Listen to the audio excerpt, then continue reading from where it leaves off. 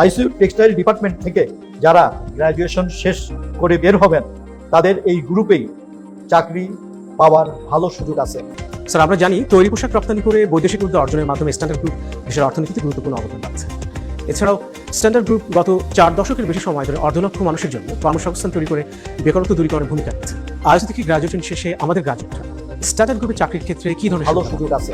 ICU textile ইউনিভার্সিটিতে যে গ্রুপের মাধ্যমে যাত্রা শুরু করেছে সেটা হচ্ছে স্ট্যান্ডার্ড গ্রুপ, এবং এই গ্রুপের আন্ডারে 20টারও অধিক গার্মেন্টস ফ্যাক্টরি আছে।